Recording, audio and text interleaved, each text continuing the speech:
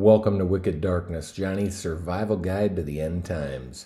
This is a full audio reading of the book released in episodes. I made this free so it's easy to follow and so you don't get distracted from the message. Enjoy.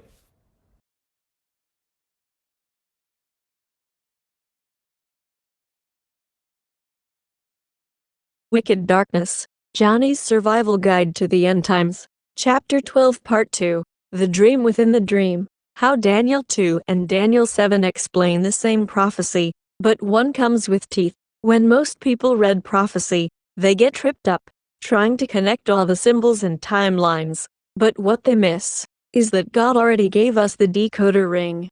Twice, Daniel 2 and Daniel 7 aren't separate prophecies. They're two views of the exact same timeline. It's the sequel to the first dream. This time, it comes with clause. The first came in a dream, to a pagan king.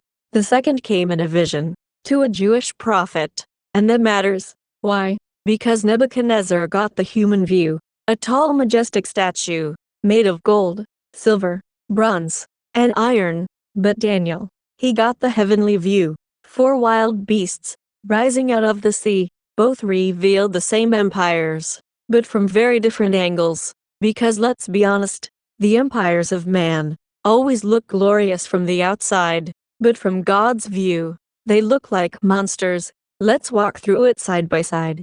Daniel 2, the statue, Nebuchadnezzar's dream. Thou, O king, sawest, and behold a great image. This image's head was of fine gold, his breast and his arms of silver, his belly and his thighs of brass, his legs of iron, his feet part of iron and part of clay.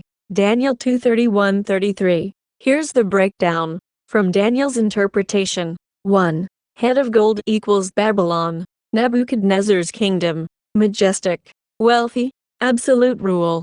2. Chest and arms of silver equals Medo-Persia, a divided kingdom, strong in law, rich in power. 3. Belly and thighs of bronze equals Greece, Alexander the Great, swift conquest, global influence. 4. Legs of iron equals Rome, crushing power, legal structure, brutal efficiency. 5. Feet of iron and clay equals final kingdom, Rome continued, but mixed, fragile, partly strong, and partly weak. Then Daniel sees a stone cut without hands, Christ, smash the feet, destroying the entire statue, and becoming a mountain that fills the whole earth. This is the return of Jesus, when his kingdom replaces every human empire. So far, so good, but that's the king's dream. God gave him the outline. Daniel 7, the beasts, Daniel's vision. Now flip to Daniel 7, and here's where things get wild. I saw in my vision by night, and behold, the 4 winds of the heaven strove upon the great sea, and 4 great beasts came up from the sea, diverse one from another. Daniel 7:2-3. 1. Lion with eagle's wings equals Babylon, powerful, fast, majestic, wings plucked, heart of a man given. 2. Bear raised up on one side equals Medo-Persia, one side stronger, Persia dominates Media. 3 ribs equals conquest. 3. Leopard with 4 wings and 4 heads equals Greece, Alexander's speed, plus the 4 generals after him, split empire. 4. Terrible beast with iron teeth equals Rome, no animal comparison. It's unique, it devours, breaks, stomps everything, and it had 10 horns. Daniel 7:7. Then I saw a little horn rise up among them. Daniel 7:8. And here's the twist, the statue in Daniel 2 had 10 toes of iron and clay, but the beast in Daniel 7 has 10 horns, and one more. A little horn rises, different from the rest. It uproots 3 of the 10. This horn has eyes like a man, and a mouth that speaks great things. Just like that, we are no longer talking just about empires. We are talking about a man, a ruler, the final king, of the final kingdom, the one Revelation calls the beast. Match it up. Daniel 2 and Daniel 7. Daniel 2, Daniel 7. Beasts, fulfillment, head of gold, lion with wings, Babylon, chest and arms of silver, bear raised on one side, Medo-Persia, belly and thighs of bronze, leopard with 4 heads and wings, Greece, Legs of iron. Terrible beast with iron teeth. Rome. 1st century onward. Feet of iron and clay. 10 toes. 10 horns. Plus little horn. Final Rome. End time beast system. The key difference. Daniel 2 stops at the toes. Daniel 7 zooms in and shows the horns and the little one. That becomes the most dangerous of all. God gave the overview to the king, but the details to the prophet. And that's exactly how God works. He speaks to kings in outlines. He speaks to his prophets in riddles, dreams, and detailed visions, so that those who seek will find. It is the glory of God to conceal a thing, but the honor of kings is to search out a matter. Proverbs 25:2. Daniel was faithful in Babylon, so God showed him what the final kingdoms of the world, starting from his own, would look like, and the final ruler that would emerge from it. Daniel had the ear of kings in his day, but the final king, he'll be unlike any before him, and we are the generation finally living in it. Daniel was shown the beast. John was shown its name and its number, and now we're watching its platform get built before our very eyes. The 10 horns, the monster's crown, and the 10 horns out of this kingdom are 10 kings that shall arise, and another shall rise after them. Daniel 7:24. Let's go deeper now. In Nebuchadnezzar's dream in Daniel 2, we were shown 2 legs of iron. The Roman Empire. What came next?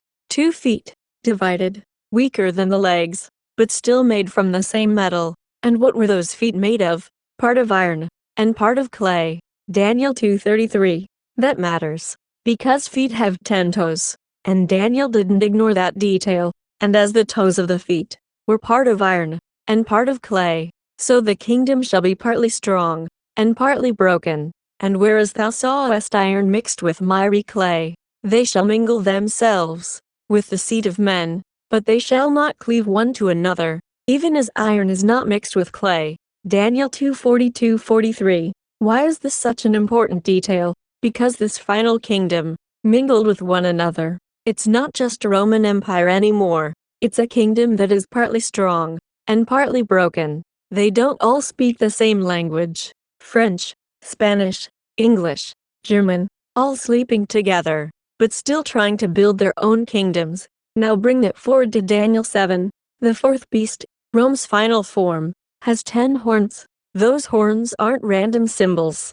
They're the same 10 divisions from the statue's feet, just seen from heaven's view this time. But unlike the clean metals of Babylon and Persia, this final kingdom is fractured. These 10 horns represent 10 kings, 10 ruling powers or nations, that all come from the same monster. Rome didn't disappear. It splintered. It became Spain, England, France, Mexico, the United States, and more. But I'm not writing a book for history class. These are not Gog and Magog. These are not Russia and China. These are not random global alliances. These are all offspring of Rome, some through Catholic Rome, some through Protestant Rome, but all through iron. And they don't mix well. They don't speak the same language. They don't follow the same rules. They pretend to be united through the UN, through NATO, through economics, but prophetically, they're brittle, clay and iron, just like the statue said. So if you've ever wondered why the world feels like it's held together by duct tape and double standards, Daniel already told you. It's because this monster kingdom was never meant to hold, and they're all still part of the monster.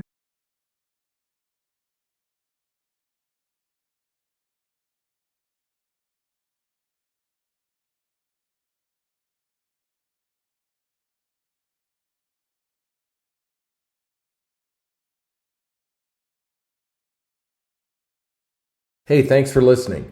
You've just heard an episode of Wicked Darkness, Johnny's survival guide to the end times.